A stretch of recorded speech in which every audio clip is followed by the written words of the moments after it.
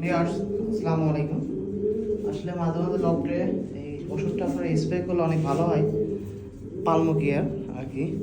এটা লিটারে 10 ml দেওয়া দরকার। হয়তো কিছুটা কম আছে, আগে একটু কিছুটা কম আছে, হয়তো থাকতে পারে। এই যে দেখতে পাচ্ছেন, এখানে 2.5 লিটার আছে, পানি দেওয়া যায়, হয়তো হয়ে যাবে। একটু বেশি আছে, এটাকে তো দিব না।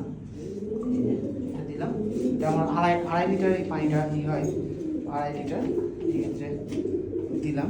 একটা স্প্রে করবো, টোটালি স্প্রে করবো। এই যে এটা দিয়ে আমি স্প্রে করলে এই আর কি।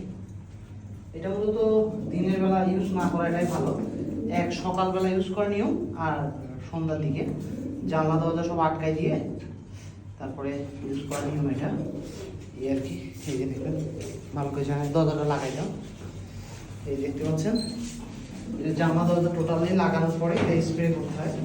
এই যে দেখতে পাচ্ছেন, আমি এটা স্প্রে করে দেবো, দিয়ে লাইটটা অফ করে দিব। স্প্রে করা হয়ে গেলে জানলা দরজা অফ করে দিলে মোটামুটি এই যে দেখতে পাচ্ছেন স্প্রে করে দিচ্ছি। এতে কবুতরে অনেক সময় দেখা গেল ঠান্ডা থাকে, ভিতরে রোগ জীবাণু ক্ষেত্রেও অনেক উপকার।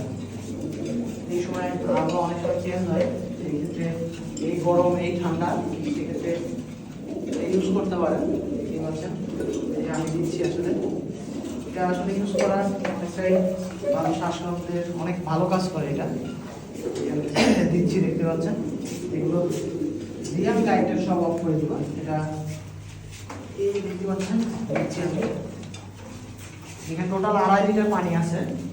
এই দেখতে পাচ্ছেন, অনেকগুলো ডিম বাড়ছে, দেখতে পাচ্ছেন। এই আর কি।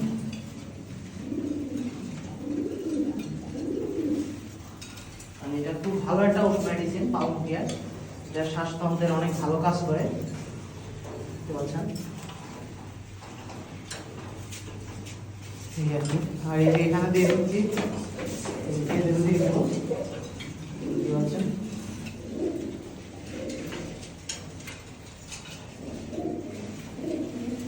শ্বাসতন্ত্রের অনেকটা ভালো কাজ করে।